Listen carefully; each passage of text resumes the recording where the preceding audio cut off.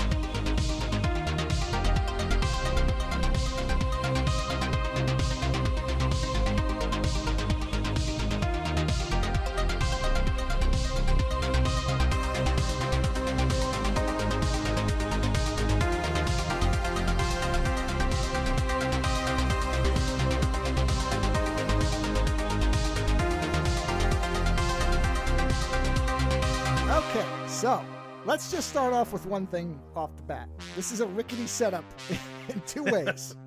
So understand, Lando's on a hotspot because he doesn't have internet quite yet.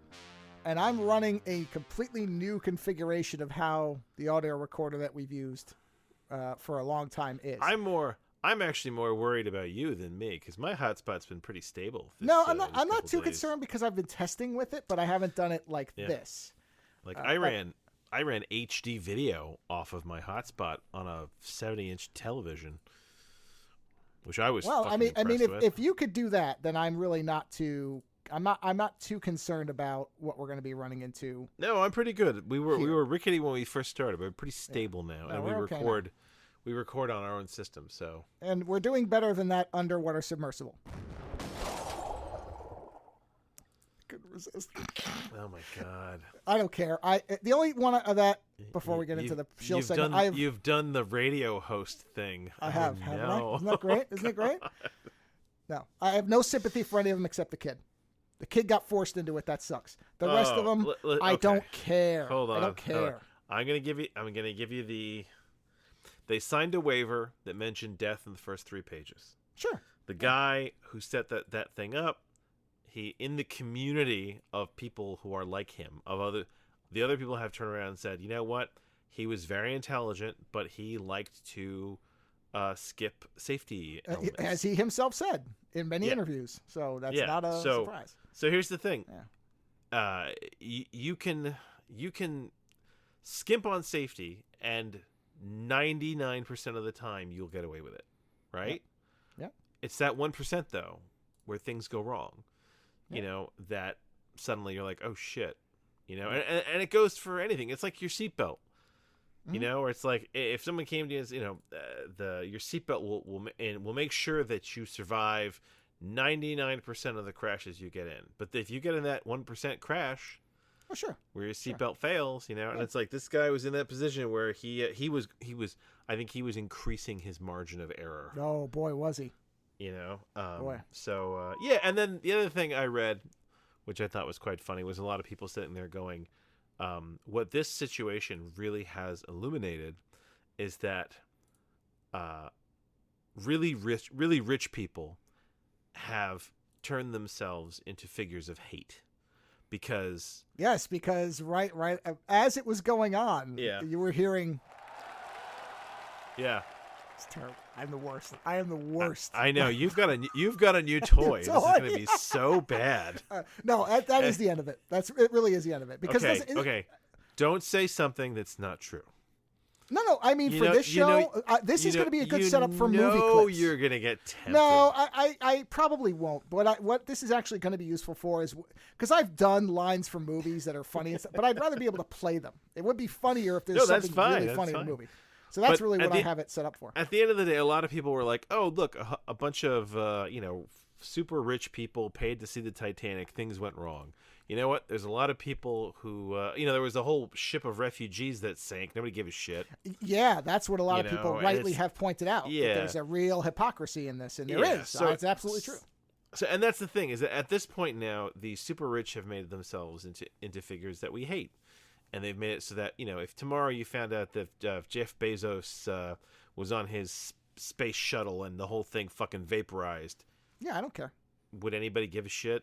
Yeah, I know. You're kind of saying like, listen, I feel bad for his family or his kids, but otherwise, like, you know what? He knew what he was doing.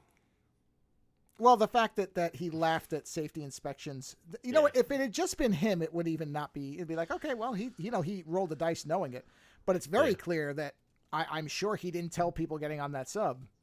Oh yeah, although no, here's a rule of thumb. People think that they're above things because they have money. No, here's a rule of thumb I found: if something is controlled by an Xbox or PlayStation controller that is not an Xbox or PlayStation controller, don't get in it.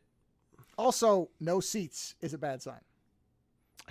If you're going to a depth that far and there's no seats, I don't know what you're paying for. I don't know about the no seats thing. I'm willing to let the no seats, because there's times where you'll be like, let's get rid of the seats for weight. When somebody says something like that to me, then I have other questions. What about the no seats thing? Well, if you're telling me that you had to get rid of no seats because of the weight. Yeah, but that's the thing. If you get in a situation where every ounce matters, right? Yeah, okay, and you except tell me, that's and you say, true hold of on, rockets, and they have seats. Yes, but that's because of the what? The weight of gravity on your body. They have to strap you down, or else you'll be a puddle at the back of the fucking shuttle. Yeah, but it's more arguable that a spacecraft needs more weight savings than a submersible. Yes, Submersible needs protection from pressure. What I'm trying to say is, if they told me, hey, for sake of weight or whatnot, we took the seats out so that we could put more money into the weight of the armor and sealant and whatever else, but that's a different story. I'd say sure. No. But they didn't. They were just trying to trim it. They were trying to make it as I don't even know. I mean, it's well, the reason that I think they didn't care is because they only expected to be down there for like 2 hours, and they figured that was okay. Yeah. But still, it's not so much the reasoning. It's just I've seen video of the inside of that thing. Oh, it's frightening. It is. It's a steel coffin, which is now it's not even that because it's pulverized. And you know what? I watched somebody was passing around a video of the Mythbusters where they did the deep. Oh, I thought you were going to say Michael Biehn in the Abyss, because that's what I've seen a lot of. No. The deep dive helmet from Mythbusters. Have you seen this? Oh yeah, sure. I remember the episode. They put the pig in the deep dive suit, and then they took the pressure away, and basically it's like entire body got shoved up into the deep dive helmet. Yeah, liquefied upwards. Yeah. Don't fuck with the ocean. Ocean pressure is nothing to play with. Well, it's my mother. I was talking to her, and she said, "Well, how are they going to get the bodies?" And I said, "Mom, they don't. Are you kidding me?" I said, "Mom, there are no bodies." I said, "They're basically fish food. They're liquefied meat. Yeah, they're nothing." Pulp. Yeah. She didn't understand what that was. I'm like, no, you have to understand the amount of pressure. I said the only benefit is you're dead within 2 seconds. Like, you are not suffering. Yeah. Oh, I mean, you'll hear noises maybe, and that might start you worrying. But once the event happens, I said the only benefit of that is it is probably the fastest way you could die that I could think of. Because you know what? I don't know if there's a faster way. I will say this: watching the Mythbusters in the pressure suit thing, it doesn't look as quick as you'd want it to be. There was a moment there where like the body juices were flooding up into the helmet, and yeah. Well, but you have to remember that that's a different scenario. It would all crush down, and if you're sitting, hopefully, hopefully it all crushed so quickly that you were dead. Yeah, I mean, like that's the thing. In a situation like that looks, and well, let's put it this way. And the human brain won't comprehend. You would hear or see something for a second, and it's over. Well, and let me make clear: I personally don't want to randomly murder people in submersibles. That vibration came through really strongly.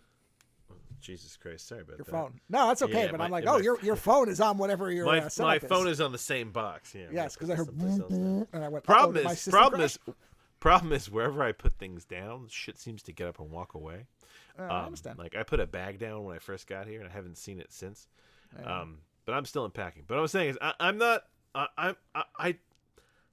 I feel bad for the loss of human life. It's very sad when people in general die. But there's a whole other level of, but you put yourself in harm's way. You knew it was dangerous. You knew that it was, it's the same thing with bungee jumpers. You know what I mean? It's like somebody who goes bungee jumping, you cannot eliminate 100% of the risk. There is a point there where a line can snap and you die. Same with any type of sport or creative adventure.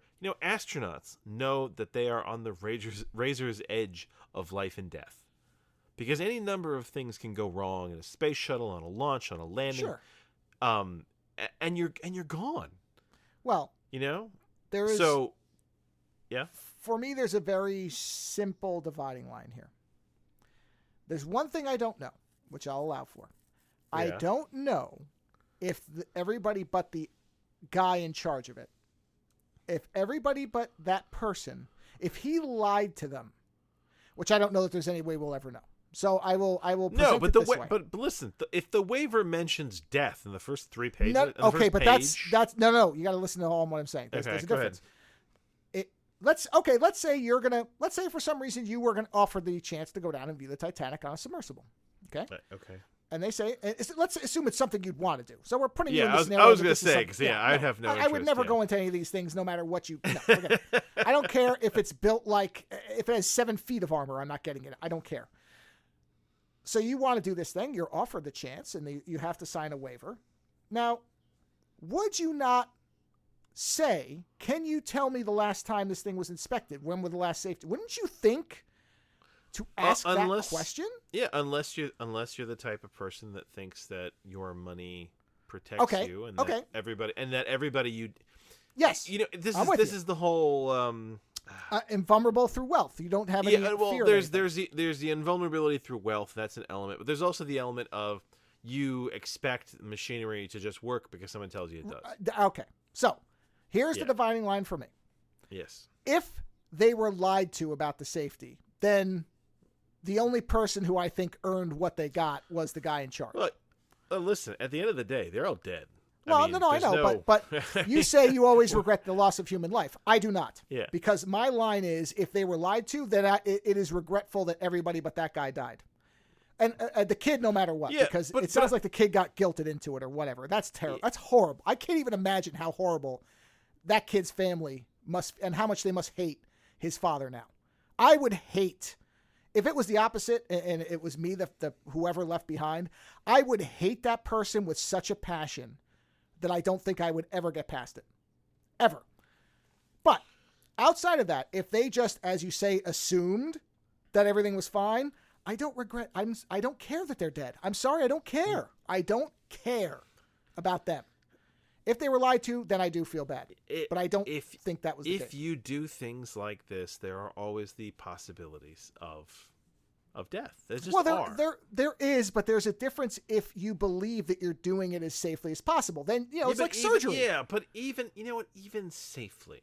Okay, but here's a scenario. Your wife's going into surgery. Your wife's going into surgery. Know there's always a percentage of chance things to go horribly wrong. But your wife's going to go into surgery. You meet with the doctor.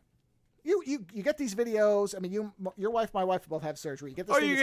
You're gonna ask a million questions. Right. You better. And if you don't see any certificates, if this person doesn't, if you say to them, "Have you ever done this before?" and they're like, "Yeah." Have you done this on the computer a couple times? When's the last time you did it? Yeah. What you are don't the get dangers? good answers? What's the survivability? Are you gonna allow her to go into that operating theater if you don't get the right answers? No. And this is the whole. That's what I'm saying. That's the difference. Of course, there's always a chance. We know that. Yeah. But you wouldn't allow for something stupid. Well, most people wouldn't, unless they're, again, on rich brain.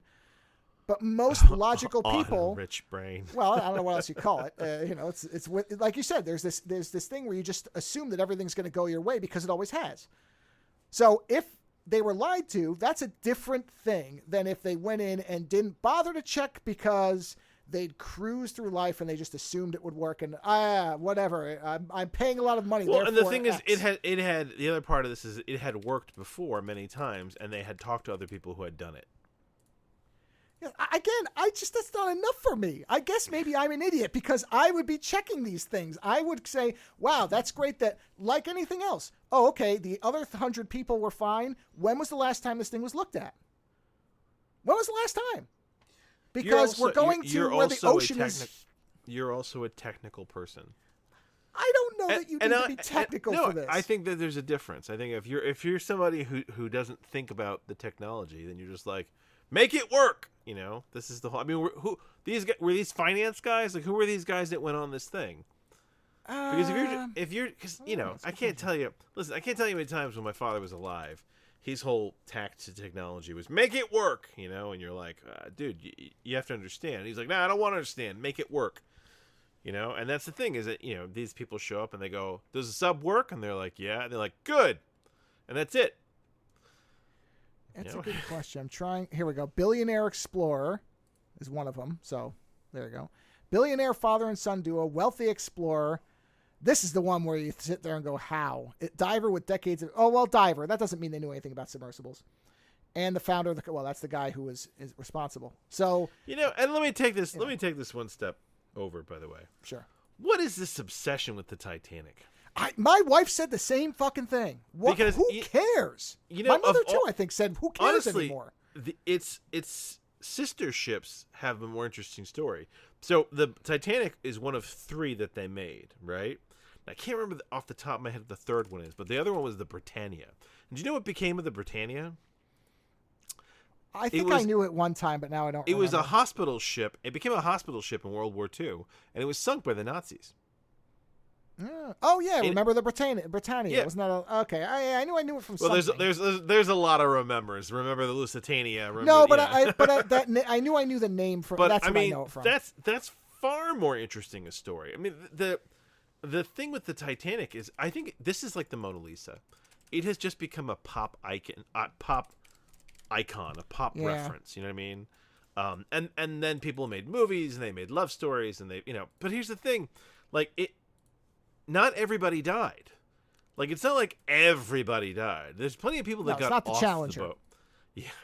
Plenty of people got off the boat. I mean, it was a calamity. It was terrible. But there's a lot of sunken ships out there. Many far worse. So the Bermuda Triangle is far more interesting than the Titanic to me. I never understood the obsession with the Titanic. I do think this is a Mona Lisa thing where people have just become obsessed with this idea because it's you know, like you said, there was a movie and there's, you know, it's that type of thing. Oh, the love story. Oh, the romance. Yeah. Sure. So I have no interest in that fucking ship. I don't understand why people feel the need to keep going down and looking at it. I don't know either. Of all the, I mean, I guess going down to the bottom of the ocean to see the Titanic is so low on my list of things. I'd have to. I honestly, if you took me down to the bottom of the ocean, I would much rather go down there just to see the wildlife. There's a really good, what do you call it? Who's the guy? Documentary? James Cameron. Yeah, no, not James Cameron. Oh God, what movies did that guy did? He did the fucking movie with Hugh Jackman on the. No, he's Hugh Jackman. Yeah, he did that movie with Hugh Jackman. That Aronofsky? Traveling Through Time. Aronofsky. Okay. Aronofsky did a series of documentaries. The first series he did was with Will Smith, and in one of them they take Will Smith underwater in a submersible, right? And it was really interesting, like the way that basically like his red shirt turned. I think it turned to gray at one point because as they went down, the light slowly ran out. So, like, you know, it's like the layers of light color that you lose, and then eventually his red shirt looked like blue and gray. And then when they get down to the bottom, they turn these lights on. Oh, yeah, because the ocean filters out the spectrums of light. Yeah, exactly. Yeah. And then when they got down there, the wildlife that they saw, you know, like, I would much rather go to the bottom of the ocean to see the wildlife that might be there. Especially the stuff that responds to, to the infrared spectrum. Is that what it is? Where they turn on like the black lights and everything like lights up in a weird. Yeah, there's infrared and there's some of the thermal stuff and yeah. But like there's scientifically and zoologically, there's so much interesting shit down there. I don't want to go see the remains of a ship that we built that broke and fell down to the bottom of the ocean. You know, I have no interest. I have more interest in the wildlife that's there.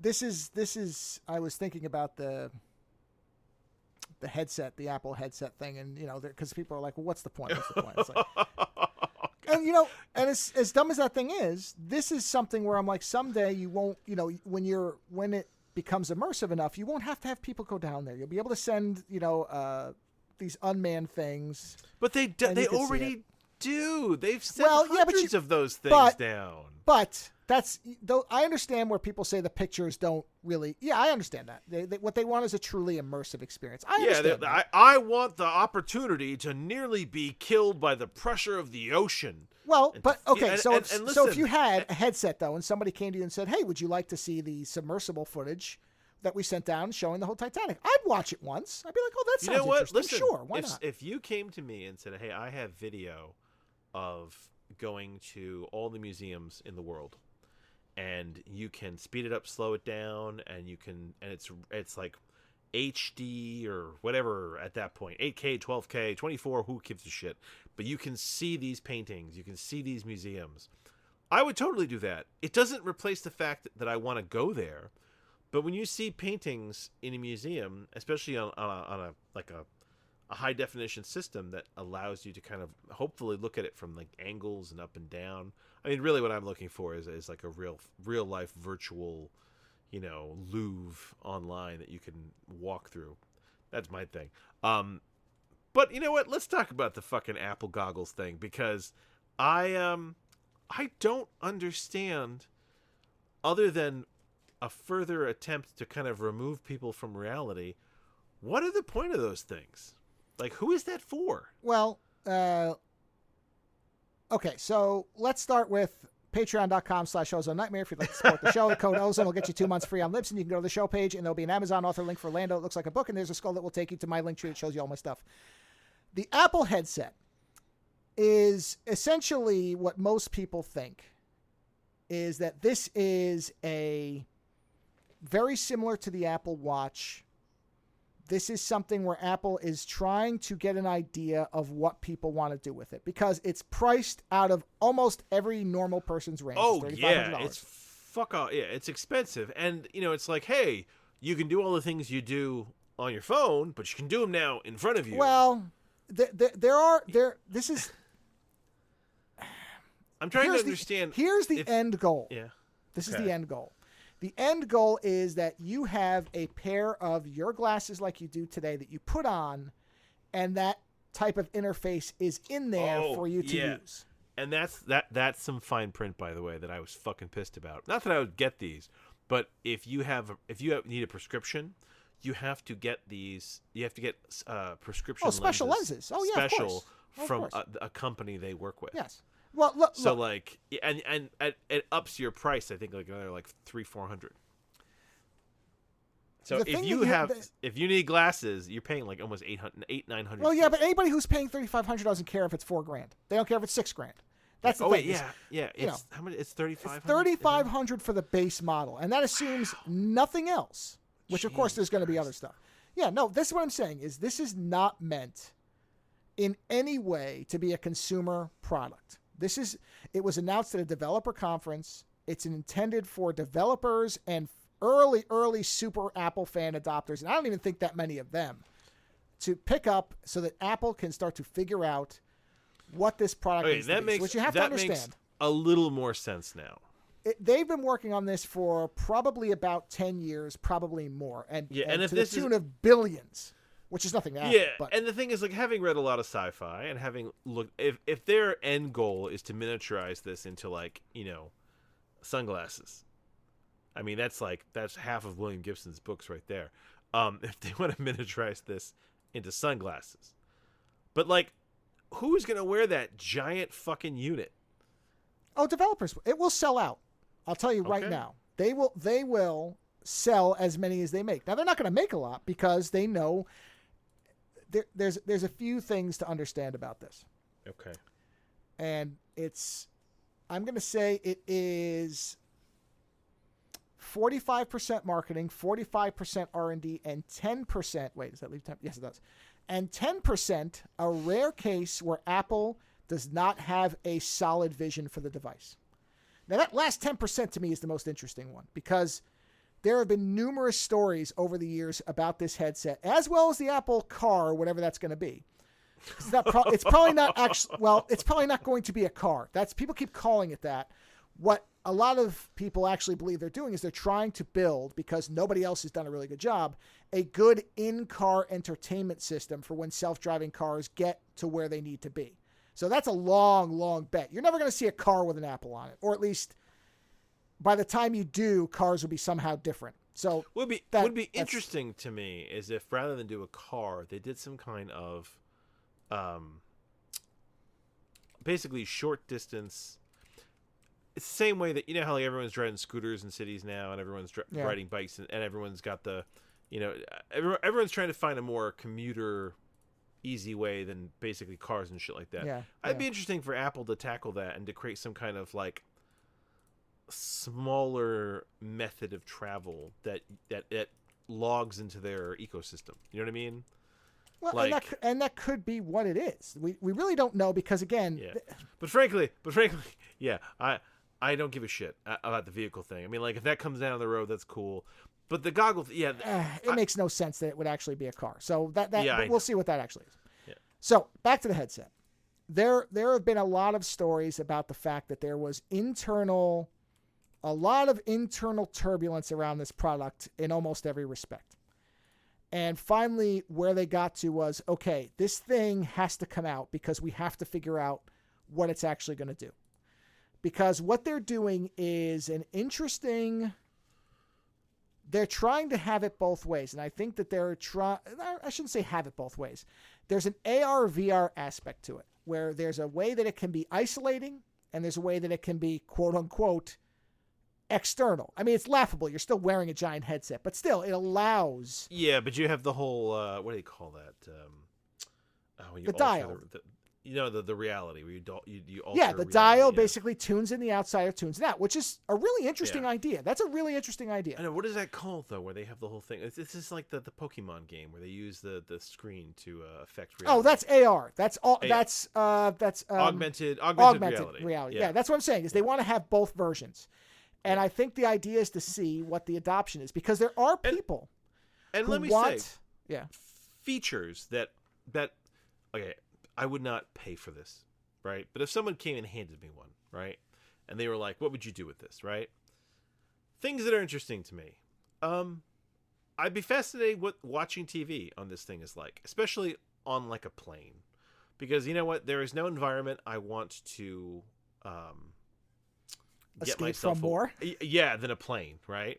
So like I can understand that in an environment like that, but the thing is, where I like the idea of doing that, but it's the whole I'm pulling out a whole fucking headset.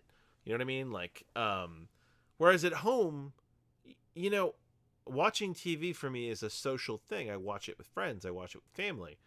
You know what I mean? Like it's like that aspect. I feel like us all sitting around wearing goggles, we alienate each other. You know what I mean? And like playing video games with friends, you know what? That's fine. If I'm playing video games with friends online, a headset system might be cool to be able to play games and have you right there, and you know, it's things like that. But I see this device as trying to take territory away from other areas that didn't need it. Do you know what I mean? Like, yeah. Well, yes. So that's and they're that's like your apps will float there in front of you, and I'm like, I know, but did I need them to? Well, okay. This is what I'm getting at. Is there are interesting markets for this that I don't think this is ever going to be in this form. In this form, will this ever be a broad consumer device? No. Period. What you said about this evolving, this being them basically trying to evolve into this other thing, I totally agree. That's a great observation because I didn't see that. Yeah, I think when it becomes the AR glasses, that's what everybody what everybody really wants. They want non-dorky glasses. That's what they want. No, because that was the problem with Google Glass. Google Glass looked like Google Glass. Well, even that, I don't think that was even the problem with Google Glass. The problem is it really just didn't do enough of what people wanted. Didn't do enough, yeah. But people want, they basically want high-powered, cool-looking glasses. The mass market application is AR spectacles. Glasses that you put on that look normal or normal enough. Maybe they have thick, arms. That's probably because they're going to have batteries and stuff. Was it the Oakley Thump? Remember the Oakley Thump? Yeah. That's but if they could get high computing power into something the size of the Oakley Thump, yes, right. I think that would be the sweet spot. The mass market end point. That's what will be the thing that sells to everybody. But there are, for example, the Microsoft HoloLens, which is essentially this, except more limited. Honestly, it's a more limited version, has a lot of adoption in certain specific use cases. And so I think this will become something where there's going to be essentially like there is with their laptops and phones, a pro model. And that pro model to me would probably be something where you had, when you bought the Vision Pro package, bundle, whatever, you would have both the spectacles, which would probably just be AR because it doesn't make any sense for them to be VR. So those would be AR only. So in that magical box that you'll pay probably $3,000 or $4,000 for, but if you're getting all this stuff and it works, you're getting essentially a set of spectacles and a headset, that price isn't as ridiculous, but it'd probably be closer to $2,000. Let's say $2,000. $2,000, you get the headset, something similar to what we have now or what you're seeing now, where if you want to watch a movie late at night, your family's asleep, you pop this thing on, you have a giant 100-foot IMAX screen with surround sound that you just sit there and watch it. Because I agree, I watch most of my stuff with my wife too, but when she's in bed or, if she's working on something in the other room and I don't want her to hear a huge thumping noise as the subwoofer shakes the house, then I put this thing on and she does her work and I'm watching something. So that's fine. But really the spectacles is where everybody wants it to end up. And that's what I think, you're talking 5-10 years from now. This is a 5 to 10 year product. The Apple Watch, when it started, Apple's original plan for that was it was going to be a luxury fashion device. And nobody wanted it. It was seen as a joke. And now I see Apple Watches on the wrist of fucking everybody. And that's because what they noticed was people love the fitness angle. And so they moved the device and they made it, now it's about health.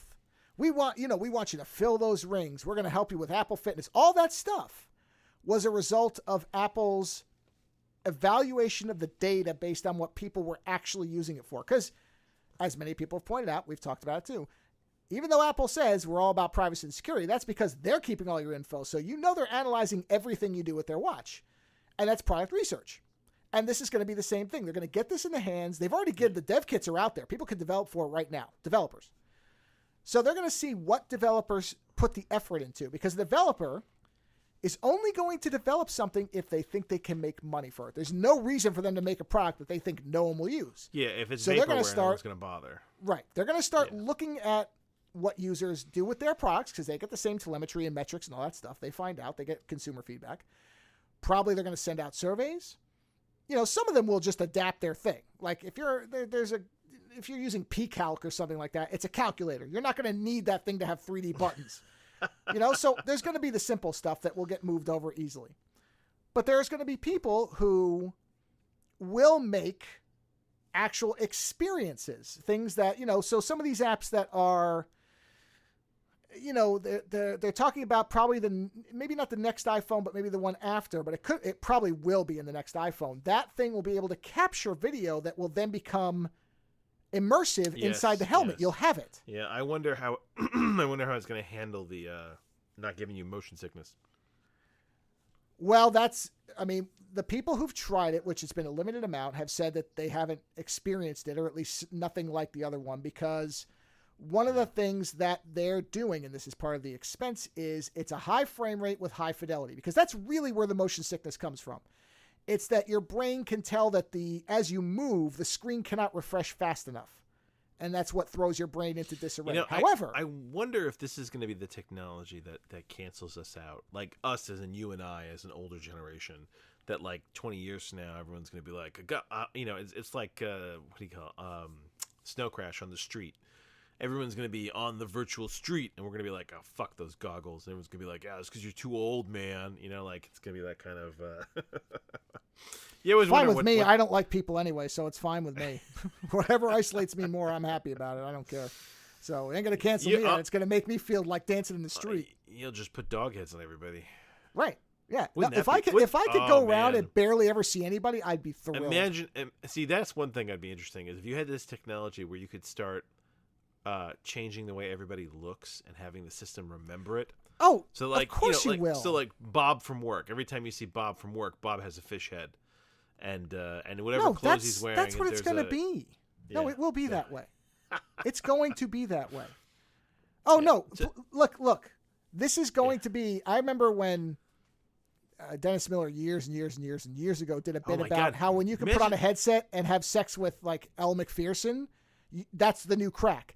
That's what this is. Yeah, this is the whole. If you can deep fake somebody on your like, let's say you're in one of these hateful marriages, you can deep fake some actress that you find really hot on your wife in real time. Yes, and she vice versa with you. It's like, oh do yeah. Do you think that they won't have synchronized sex toys? You'll never have to touch your wife again if you hate her. We're getting to a whole realm of disconnection. Oh yeah. Well, and by the way, that away from the jokiness porn angle of it, there is this thing where once this becomes something affordable, if you think about most people, obviously you're going to have some money for it, but think about this scenario. You just get out of college, you get your first apartment, it's probably the size of a shoebox. And that's something you want to be there for. You're not going to put an 80-inch television into an apartment that has one wall that's not even big enough for it. No, Whereas put this thing on. Did get the sense of this thing that it was made for apartment dwellers. Does that seem weird? Well, apartment dwellers, but there's also, what about people with accessibility problems? What about people who aren't mobile? That's what I mean. But like people who are in a limited space, be it physical, or through some handicap. Yes. Yeah. There is that sense of, but the whole, oh man, what was it? The whole the thing they showed with the guy at his kid's party with it on, recording it. That is ridiculous. Gargoyles, man. Gargoyles. I did think of that. I did think of, because there's a lot of that kind of stuff around now. It's very snow crashy. Yeah. Now there's a lot of that already almost in place where you have that. But yes, so some of it is nonsensically stupid what they showed. But it's also not going, and there's people who very much want spatial computing because this thing will be able to sense your hands. You won't have to put your hands up like, in Lawnmower Man and shit where you have your hands up, or Minority Report. It will be able to use eye tracking along with your hands to be able to let you sit there, and you could actually type on your legs. You could, click on a keyboard, bring it up, and you'd be able to type on your legs, and it would be able to set like stuff like that. Chris, I'm a terrible touch typer. Well, but it'll be fascinating if in the future, right? Yeah. People start tattooing brand logos on their face just so other people can't put them online. Because remember, there's that whole thing you can't unless you can't have a brand logo in your film unless you it. Yes, exactly, yeah. So wouldn't it be funny if you had like a Nike tattoo on your face just so that nobody could steal it? There's a whole 30 Rock episode where there's a reality show crew in the studio. Yeah. And the people who work there, the two main characters, they don't want them to be able to use any of the footage. So they keep doing things that intentionally disrupt their ability to use it. So at one point, one of them is wearing a hockey mask with a bunch of logos. And he's like, I can't use that. You have logos. He's like, I don't care. Now you can't use my footage. Then they start singing Billy Joel songs. Oh, yeah. Yeah, so that they can't use it. So they're yelling at each other using the Billy Joel theme. And the guy's like, I can't use it. He's like, I don't care. And he's singing it like whatever that song is.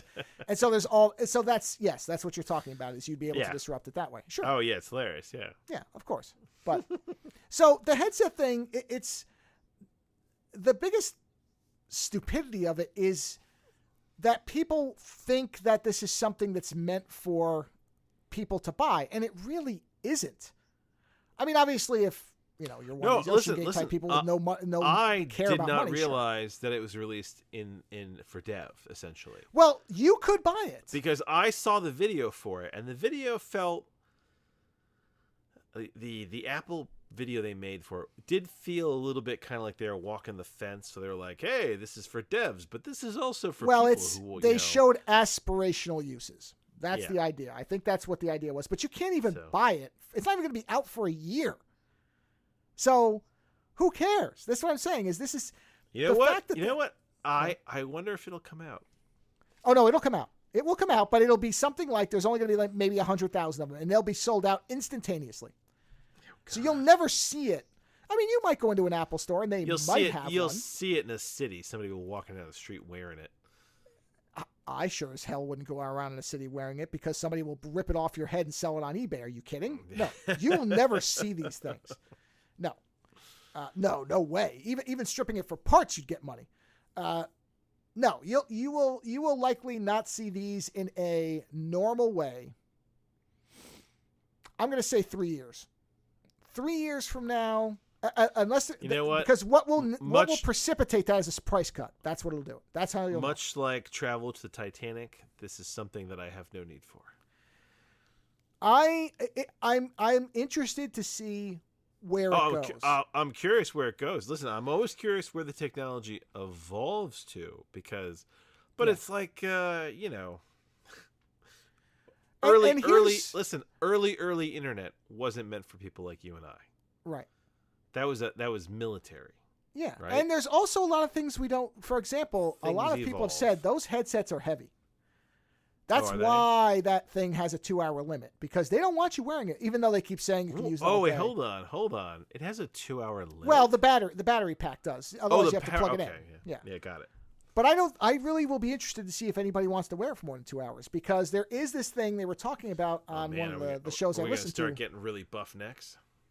No, not that. But it's got that front screen that shows the googly eyes, which is horrifying. I don't. That is bizarre that anybody thought that was a good idea. I suspect that will go away. I don't think that it will either have a light or an indicator, but there is no chance in hell that I believe that thing will stay that way, because it's freaky. It'll have features, Well, but what somebody said was the problem that what they should have done and may end up doing is what they should have is a set of cameras that are where your eyes are going to sit in the headset, because one thing that they've noticed is the thing that tracks the outside, the AR element, what allows the outside world in. What they've found with headsets now is if that thing is even and actually where they found this is in the people who make night vision goggles, because that's a similar thing. If that point of sight is not lined up with your eyes, if it's off by just a little bit, and you wear it for a while and take it off, you enter this very disoriented state, because your brain will adapt to it being off center. This is the upside down glasses. Kind of, but instead of, it's not motion sickness per se, but it is a disorientation. No, they to show how the brain adapts to vision alterations, they took a bunch of people and they made them wear glasses that were upside down. They had to do it for a week, right? Pretty sure it was a week. It might have been 2 weeks. And they had to wear the glasses. And in the beginning, they had a lot of trouble doing anything because everything was upside down, right? After a week of wearing the glasses, their brain oddly adapted. And suddenly, they were fine. They did everything normal. They just kept going. When they took the glasses off, it was like everything was upside down. And honestly, for me, that would be the worst part of that. Is having taken those glasses off, hoping that there'd be some normality, and realizing that you'd basically just in some way, you'd put the glasses back on for another week till your brain adapts. But that's the thing, we adapt. Right. And that's what you're talking about. This effect, you adjust to the altered angle, and then when you take them off, your vision is expecting that altered angle. Right. So that's where the person was saying what they should do is rip that stupid Google eyes thing off, or goggly eyes, and they should put cameras that line up with the eyes, and that would almost eliminate that problem, because it would be lined up, and then when you took it off, because the fidelity and the frame rate will be close enough that there will be a very minor. Yeah, you said dropped out. You said eliminate, and as you said you went elim, and then it just. It sounded like the call dropped, and then you came back. So that's good. That's okay. So they said that having the cameras lined up will eliminate or nearly eliminate that problem, because the frame rate and resolution will stop a lot of, when you take it off to go back to reality, it will feel like a very natural transition from the fidelity of the images you see. And with the leveling being correct, you will have a much shorter, you may still have a little bit of that, but it's going to be very brief compared to how it is when they're off center. So I expect that to go away. That I think will change. I think they're going to decide, they're going to say, well, we found that users really didn't seem to enjoy the goggly eyes weirdness that we had on the front. And we've decided that it would be better if we put cameras there with a light indicator to show that, you're dialed in or dialed out, which is fine. That'll be perfectly fine. So we'll see. But yeah, this is not intended for normal people. No normal person should be buying this unless you enjoy breaking a product by seeing what it can't do. Then I guess go for it. But no, this is 3 to 5 years probably from an actual mass market release. This is intended for people to figure out what they want it to be at this point. So I don't know where it'll end up, but this is definitely not intended for any normal person to buy. I'll put it like that. So, well, good, because I thought they were full of a lot of shit, and now I feel better about the shit they're putting out. I don't know that they're not. They said a lot of things, but interestingly, almost nobody was even allowed to see it outside of very guided tours. So we'll see what happens when people start getting their hands on it, because there's fans in it to control the heat. Now, yeah, you know what? That's something to think about. This is all the little stuff that we'll see what the final hardware looks like. It could also be radically different by next year. There could be several things changed about this by next year. That might be why they didn't want anyone to see it. There was a strap that you had to wear that was never shown in any of their videos that goes over the top of your head. That's stabilizing. Only the people that were there actually saw that. So there's all this little stuff where it's like, okay, let's see. Does that battery pack heat up? Because you're not going to want it in your pocket if it's heating up. Lots of things. What happens if you accidentally hit that wire and tear it? Oh, man, I saw a great meme where it was like everybody's headset after the first week, and it's just a big piece of shattered glass. Yeah, well, there's that too.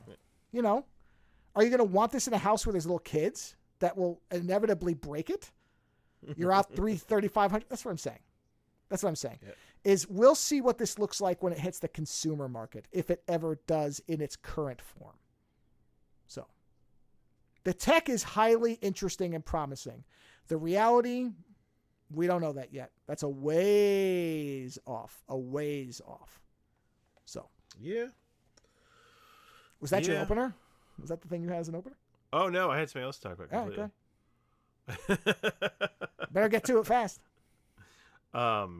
Yeah, I know, Furling crashes. The hotspot's already said, hey, assholes, move along. Yeah, I know, it did, yeah. So, you know, the other day, it was like fucking weeks ago now, I was talking about how we were watching Doctor Who, and I had this, like, very different vision of Doctor Who as, like, this alien, this superior alien who basically looks at us all as, like, pets. You know what I mean? Sure. And it was, watching the Martha Jones season of Tenet, it has been very evident that the way that he treats Martha Jones and the way, you know, and then but nowhere it is most evident so far in the 3-part season finale of the Martha Jones season, because number one, Harkness comes back, right? And there's a really weird relationship between Harkness and Tennant. It's very different from Eccleston in Tennant. Eccleston thought of Harkness. He almost treated him like an amusing experiment. You know what I mean? Like oh, he's a funny rascal, whatever. But the Doctor always knew that he had one over on Harkness. Harkness was never beyond the Doctor, right? Whereas when Harkness comes back, Tennant wants nothing to do with him, and he says the whole thing is that Harkness has become something that's wrong. He has now become a fixed point in time. He cannot die. He has become almost something more, I don't know, more interesting than the Time Lords. You know what I mean? And their relationship is very different. They almost begin to treat each other, I want to say equals, but he's closer to being treated like an equal than I think any other human, because he's not human anymore. But then you have the presence of the Master, right? And in the second episode of the 3-part season finale, Harkness, who still has a human approach, said, he's got that perception filter thing on, right? So they think they cannot be seen. And Harkness says, you know what? Why don't I just walk up behind him and put a hole in his head? Right? And I'm like, yeah, you know what? That is a fucking solution right there.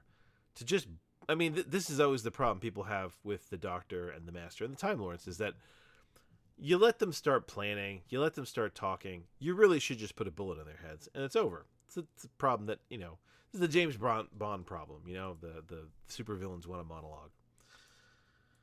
And the Doctor says, no, he's a Time Lord, he's my responsibility, I'm going to save him. Right? So the Doctor has just said to Harkness, no, you're not allowed to kill him. He's my responsibility and I have to save him.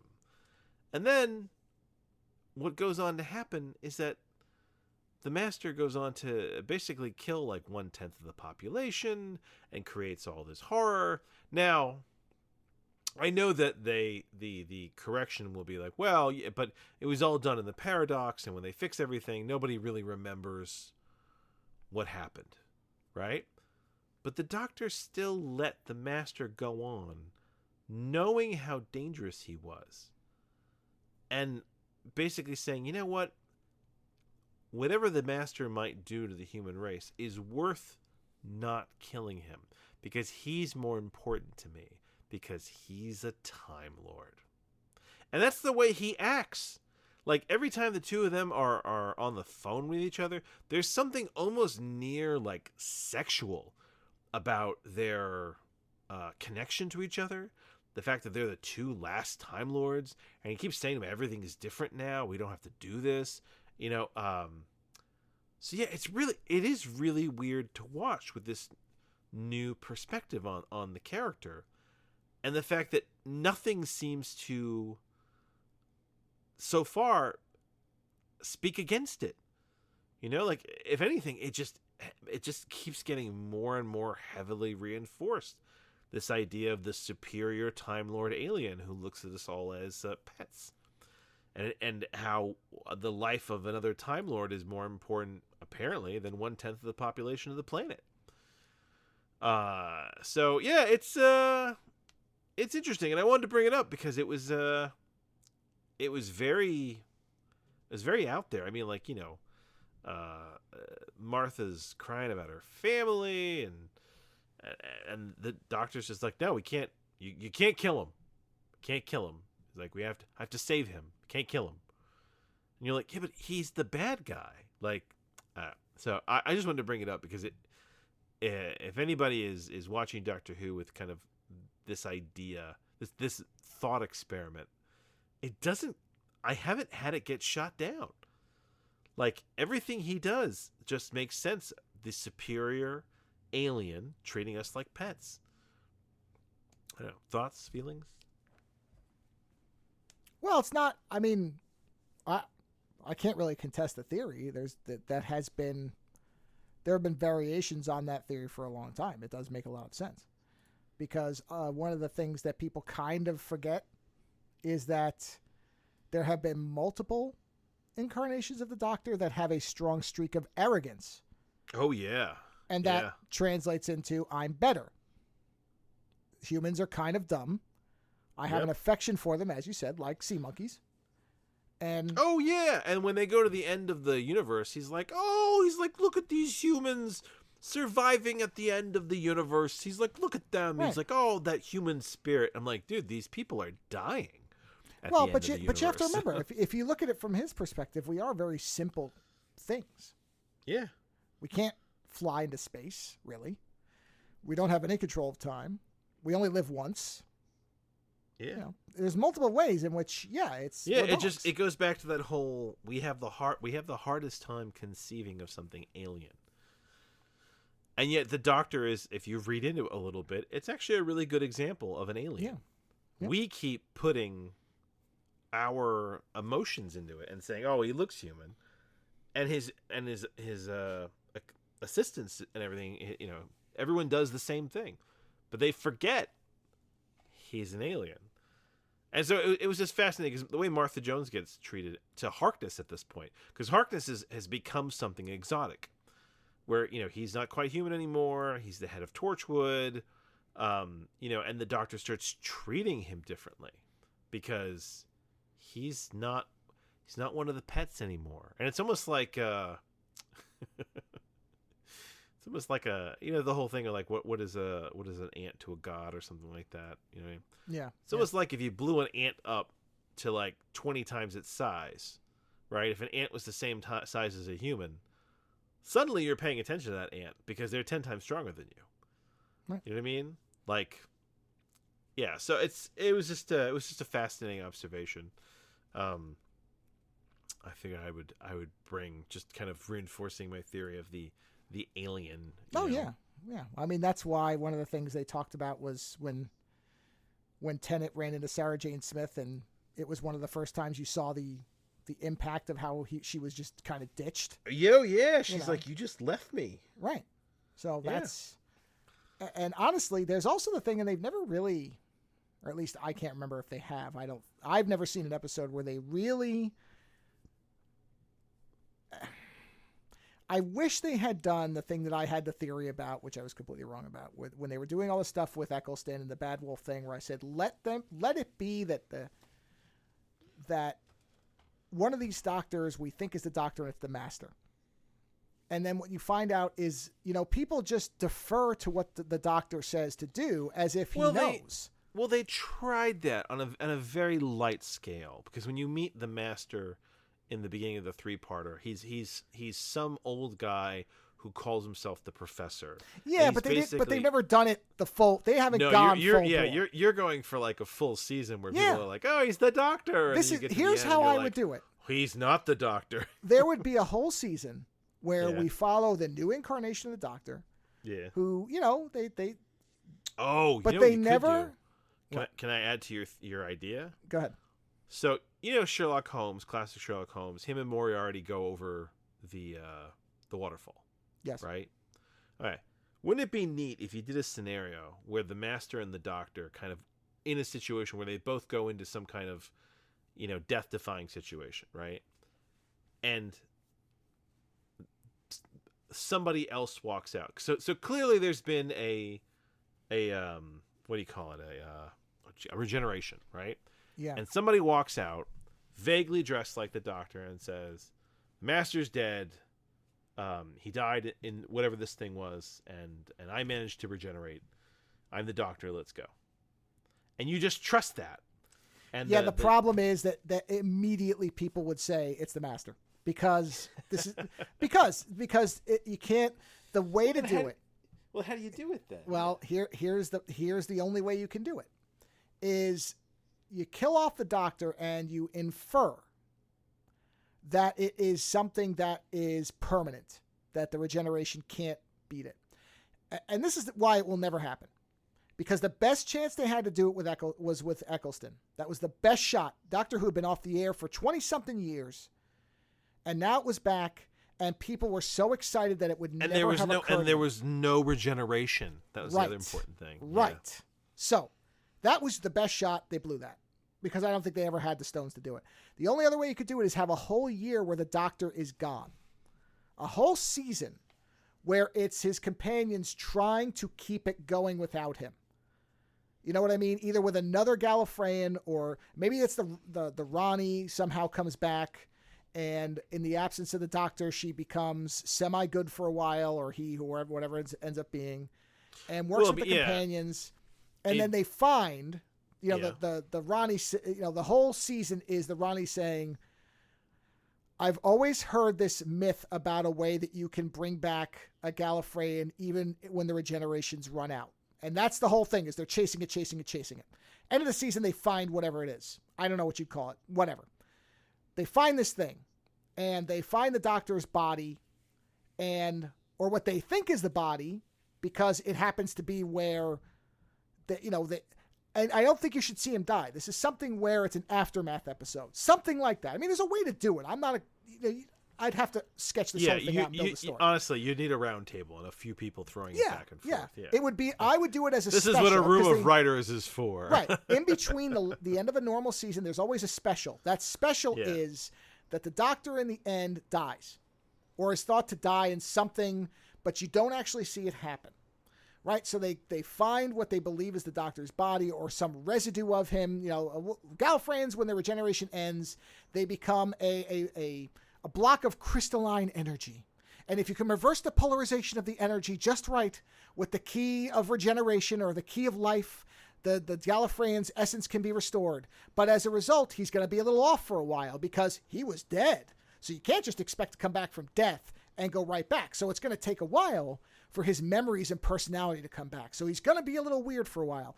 And the whole season is that they think they've brought the Doctor back, and he's a little bit wonky, but he actually seems to be better than they expected, because the Master has cheated death, quote unquote death, enough times that what you find out is exactly what you said, that the Doctor in this special had died because he found out that the Master had finally, found a doomsday weapon that whatevered.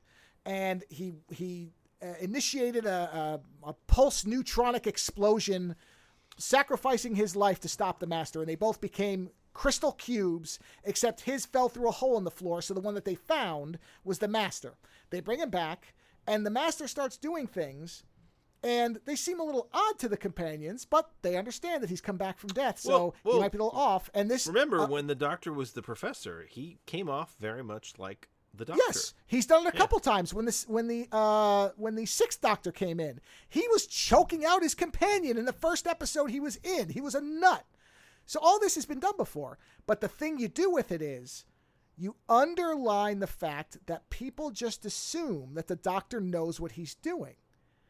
And this should be a way to reset the Doctor. Because honestly, he's too powerful now. He's too trustworthy. You'd never doubt that he's going to win. So what you do is you have to punch at that a little bit and say, okay, what if something happened where the Doctor had to re-earn the trust of these pets? What happened if the pets start biting back a little bit? And he has to reckon with the fact that he isn't a god on Earth. And that they don't trust. They did it a little bit with Torchwood as well, where they were kind of messing around with.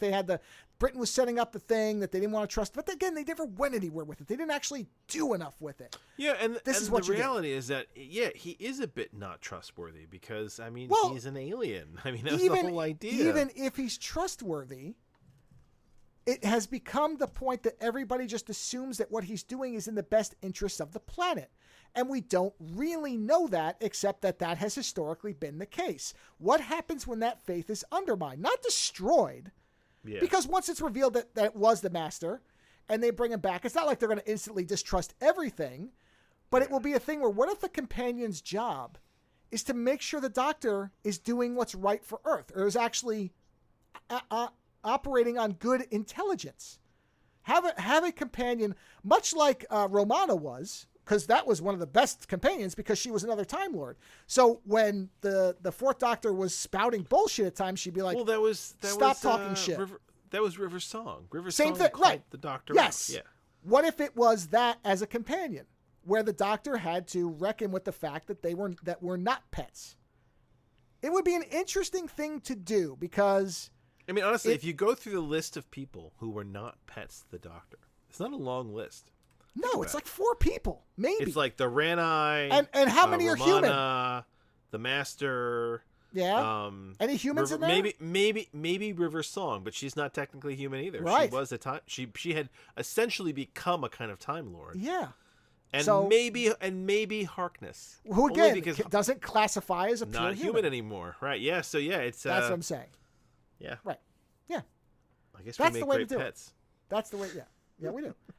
But that's what I would do. But they won't have the stones for that. No, especially now the direction they've gone too. I mean. Right. And yeah, it's a shame. But There's here's the other lots thing of too. narrative interest. You know what? Things You can sway a regeneration to some extent. It's kind of amazing that the Master hasn't come back as the Doctor. Well, this is Just So this is kind of what I'm picked one of his faces and been like, you know what? I'm coming back as the 11th Doctor. Well, that's what I'm getting at. Is this would be an interesting thing to do? Yeah. But again, you'd have to commit to it because, of course, the first thing, if you don't set it up right to begin with, and if you don't commit to it for a long period of time, you have to Yeah, it can't be 3 episodes and it's over with. Yeah, you got to commit and then ignore it. Don't drop hints. Just ignore it for a while. Let them just have adventures. That's why I think you need a whole season without the Doctor at all, where the idea is they're getting the thing to bring the Doctor back. And then, because you will have missed that character, and to me, it would be the Ronnie, would be the one. The problem is you'd need some pretty powerful assistants. You need some assistants that were not just, you're not gonna do like Amelia Pond. You're gonna need more River Song. And well, that's why I'm saying the Ronnie is the perfect choice, because you still have another Time Lord in the mix. So there is the Doctor Who-esque character. And I think the idea would be the fact that she wants the TARDIS, but she can't get it because the assistants have it, and they've. And even that could be factored in, because the Ronnie was a gray character. She was neither good nor bad. She was self-serving. Yeah. So even that, your idea about she wants the TARDIS, okay, fine. So that's why she knew right away that they had the wrong cube, but she doesn't fucking care. When they at the end, that's the thing, because she's So when and then that would be the Master.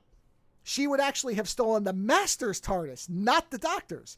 And so the Doctor says we have to find the Ronnie in that next season, and then when when they catch up to her, she says, "Oh, I see you found me," and he's like, "Of course I did." And then they're like, "What's going on?" And she's like, "Well, that's the Master." And they're like, "Wait a minute. How, you didn't know that was the Master?" "Oh, I knew. I just needed to get you guys occupied with something so I could take this. I don't give a shit. It doesn't matter to me if Earth's a fucking cinder or a paradise. I don't care about you." Like, that would be the best thing, is all this setup where the humans feel all dejected and betrayed, and she's like, "I don't care." It's like the shit in The Fugitive. "I didn't kill my wife. I don't care." Like that. Yeah. That's the way to do it. Yeah. If they ever get bored and they have the stones, yes, they might try. That would be the way to do it. That's what I would say. Yeah. So it would be interesting. We're about an hour into this very unstable connection. Yeah. You wanna try for one of yours? I could do. It can be quick. Yeah, it can be fast, because it doesn't have to be quick. We could try. You can always go. No, down but it won't. It won't be. I don't think it won't be an hour or anything like that. This is going to be shorter, because there's not much to say about the sequel. So I watched a pair of movies. I would direct people. I mentioned this because I did a short review on it, and I put a link to the article in that short review. I'll put a link as well to the article in my short review for the sequel. Polygon put a list out of the Black Action Star Pantheon, which I was like, ooh, now this is an interesting list that I want to read. And about half of the movies I'd already seen. So there was the obvious stuff, like Pam Grier was on there and Jim Brown and all, and a lot of the movies I'd already seen. Or I shouldn't say a lot. About half of them I've seen. I actually have a really good list now to go through. But there was one on there where they mentioned that it was Jim Brown, Jim Kelly, and Fred Williamson in one movie together. And the description of the movie was that a white supremacist has come up with a formula to kill only black people, and these three men have to stop him. And I went, holy shit, I must see this immediately.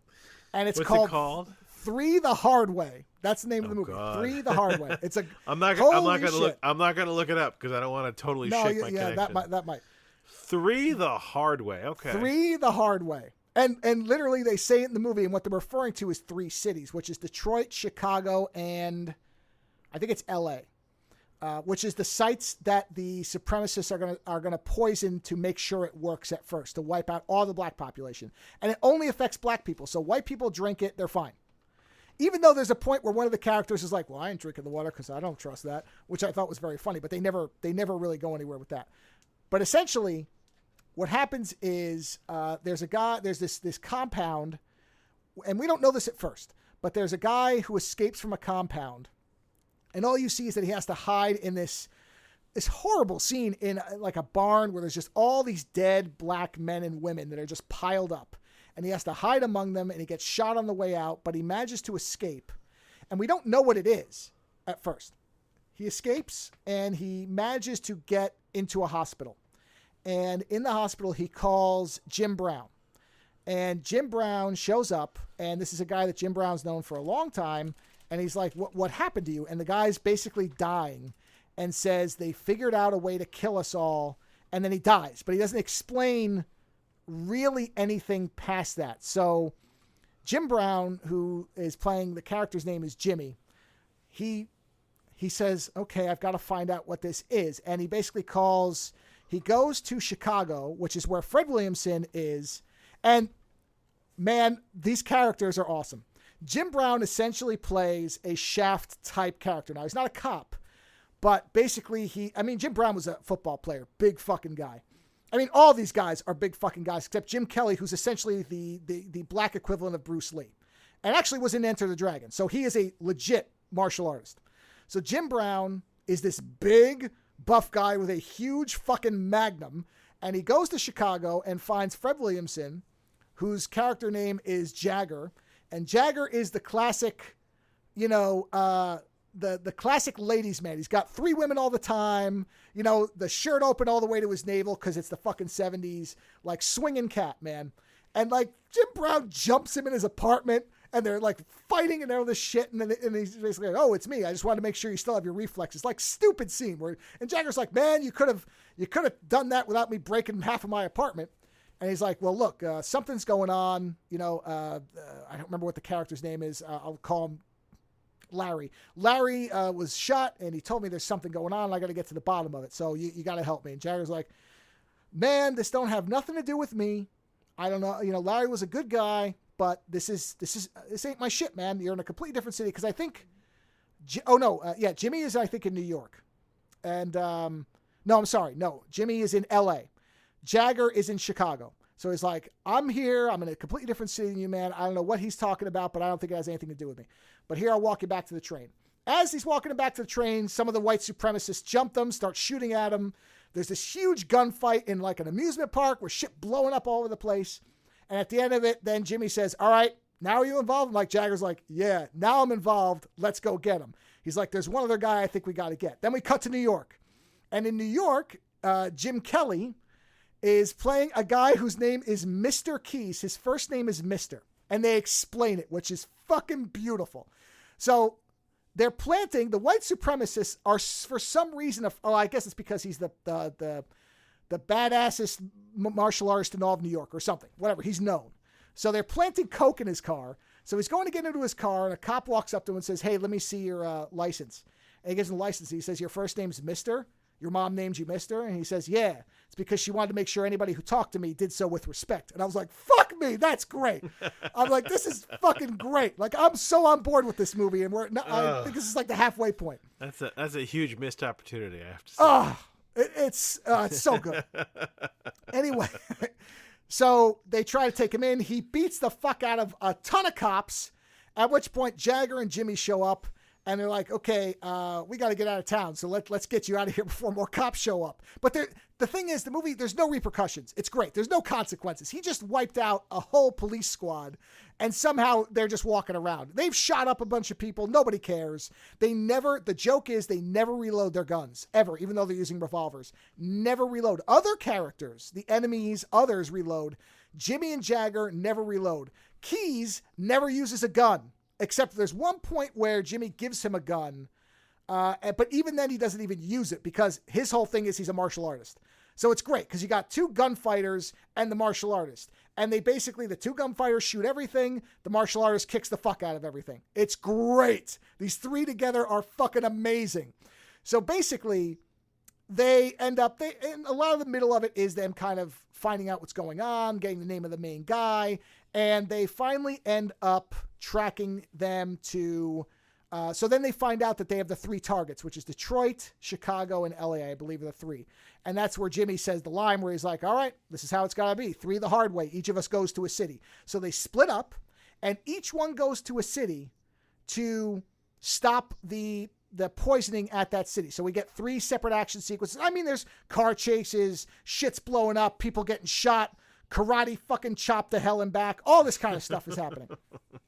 And then they finally all end up converging. And when Keys, who I believe he does Detroit, I want to say, but I don't remember. It's not really important. Wherever Keys goes, he brings one of his dojo guys with him, and they fight off probably 30 guys with machine guns, all karate. No fucking guns. They're dismantling, like breaking the guns in half, beating the fuck out of them with their own guns. It's amazing. It's in like a hydro plant. So it's all this machinery. They're throwing people off fucking scaffolding and shit. It's great. And then the last one is Jimmy tracks down the last one, eliminates that one, which is at some kind of, I think that's at a dam. So somebody gets thrown off a dam, all this kind of stuff. All nice stunt work, great. So then the three of them converge on the compound where the main guy, whose name is, what is that guy's name? His name is, what the hell's the main bad guy's name? No, what is his name? Not Fortero, that's the doctor. Is his name? No, that's not. Whatever the main guy, Feather. Monroe Feather. This character is one of the great villains because they're playing him as the effete, sophisticated Hitler, essentially, where he's got, I mean, they have armbands, but they're like lightning bolts instead of a swastika, but it's essentially, he's a neo-Nazi, but he speaks in this very polite, southern mannered way, like very nice to everybody, low key, no, doesn't yell. There's a part where they take Jim's girlfriend hostage, and he's referring to her as a lady and a woman, even though you know he secretly hates her because she's black. So all through the movie, he keeps that low-key, even tone. One of the guys goes to hit Jim Brown's girlfriend, and he stops him. He says, nope, she's our guest. Don't do anything. Put her in a room, lock the door, but you don't hit her. Like all this shit, throughout most of the movie, he is calm because he believes he's in control. And then when they show up and start blowing up his compound, he loses his fucking mind. Then he's screaming and ranting. It's great. It's such a great way to do the character because all of it is an illusion based on his perceived control of the situation. And as soon as that is broken and the illusion is punctured, he reduces down to a maniac. It's fantastic.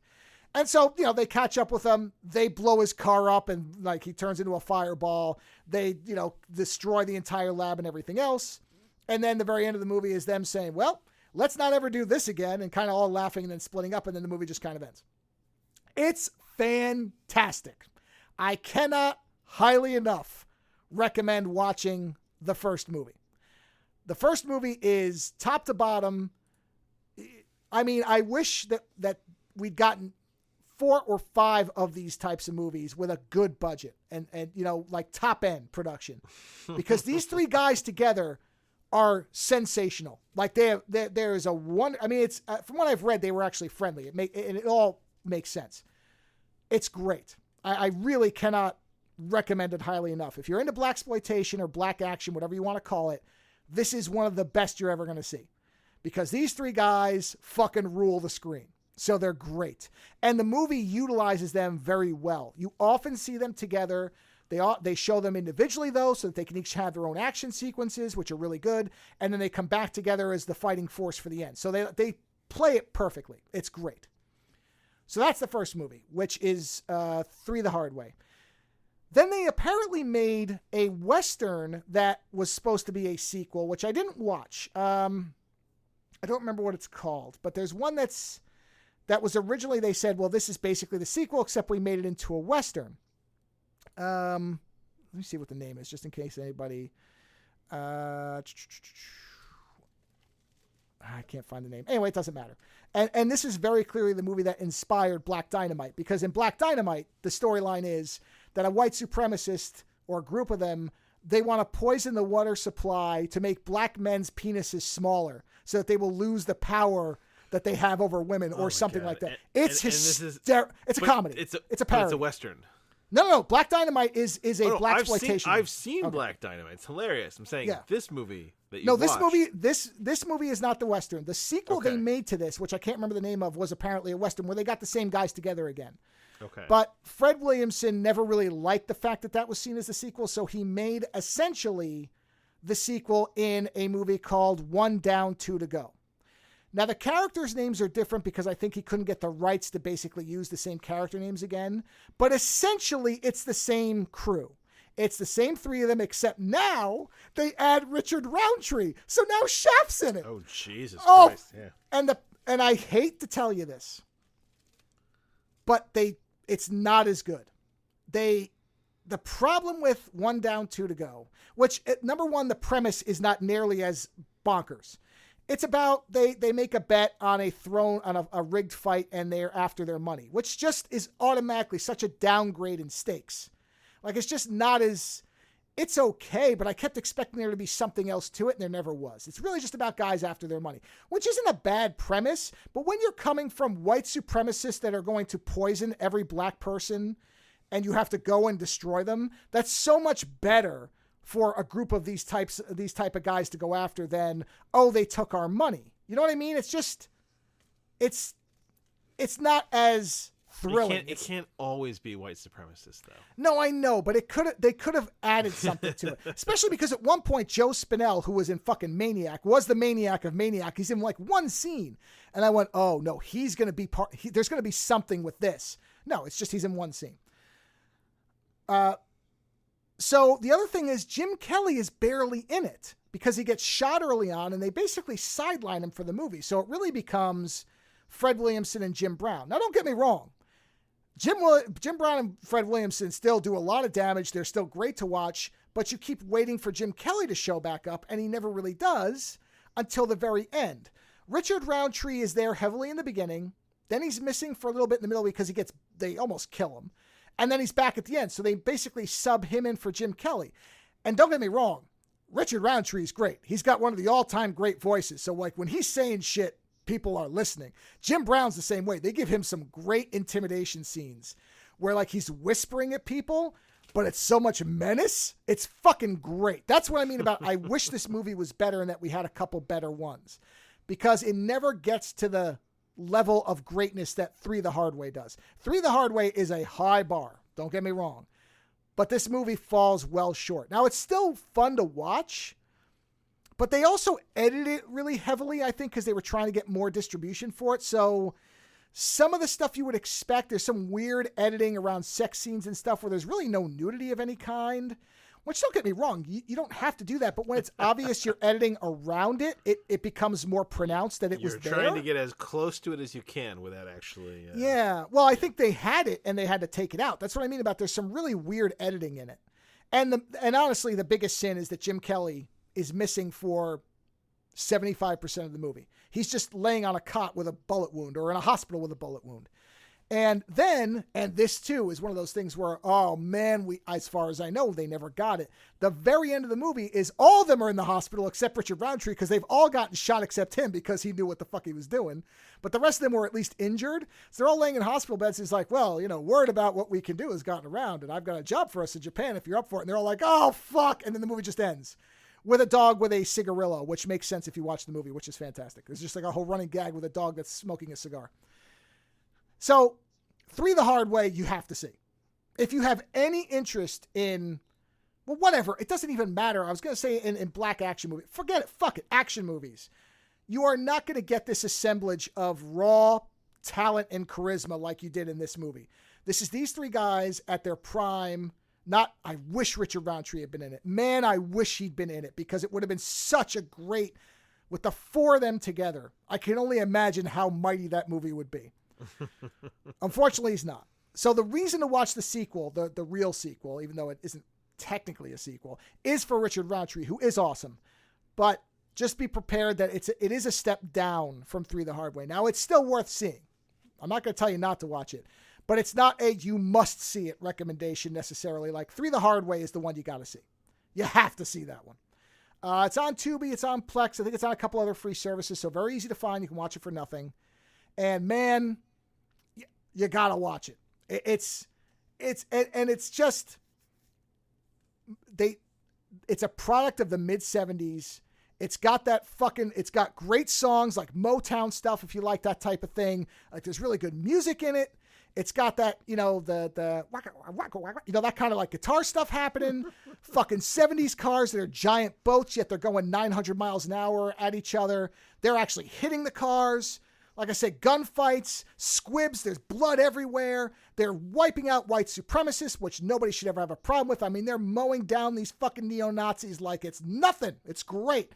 Shotgun blast these assholes. They're going through arcade machines, off buildings, off dams, cars exploding, flaming Southern racists. It's fucking flaming meaning they're on fire all over the place. It's wonderful. Again, 1 Down, 2 to Go is just a more scaled back version. It's still fun, but it ain't nothing like that first movie. So I would say watch them both. If you like one, you'll probably like the other. The problem is it doesn't hit the same highs. So that's my only real caveat for 1 Down, 2 to Go is it's not going to get you back to the heights that 3 the Hard Way did. 3 the Hard Way is just, I wouldn't change a fucking thing about that movie. It's except add Richard Roundtree. But he was probably doing Shaft or whatever at the time. I understand. Then it would be 4 the Hard Way. Hey, whatever. Then you add a fourth city. Because strangely, the racists didn't target New York, which seemed odd to me because I'm like, is that a slight at New York? Fuck you. You'd go after New York. Whatever. Of course you'd go after New York. What are you kidding me? But anyway, it doesn't matter. It's still a great movie. Again, you can watch it for free. A lot of different places. And just as an action movie, forget even the blaxploitation part. I mean, that's the list I found it on. But honestly, it doesn't even matter. These guys are so awesome, it really doesn't matter. It's just that good. And, it's like I said, 1 Down, 2 to Go is still fun. It's funnier. I will say it has more humor. So there is that element to it. It does have more funny elements, especially the dog with the cigar, which does become a running gag.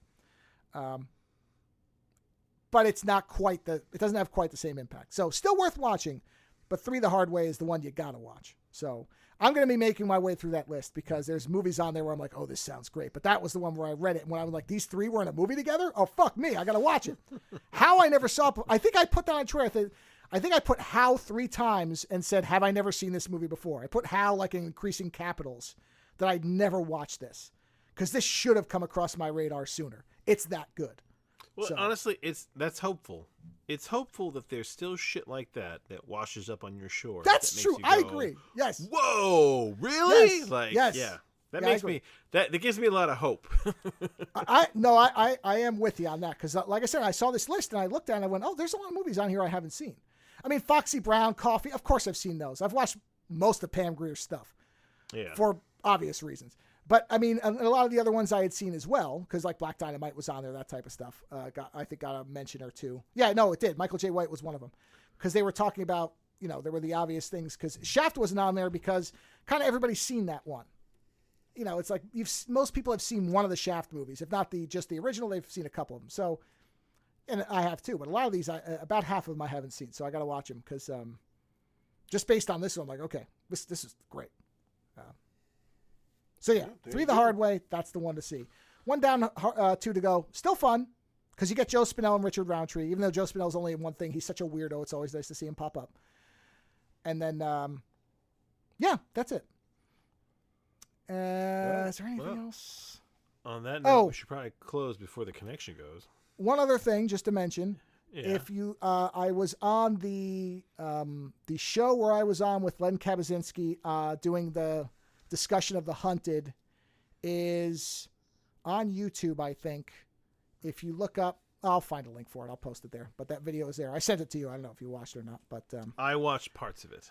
I was in the middle. I was in the middle of things. No, you know what I noticed? I have some kind of weird right arm tick. I've got to get that under control. I've never noticed it before because I don't do a lot of video. A right arm. If you watch the video, look at my. Oh wait, is it my right? Yeah, watch my right arm. It just randomly jumps out like it's some kind of verbal tick that I've got. No, it's not. No, it's basically adding effect with your body. Yeah, it's an effect I don't like the look of. Yeah, I know, but that's the thing is like you're used to.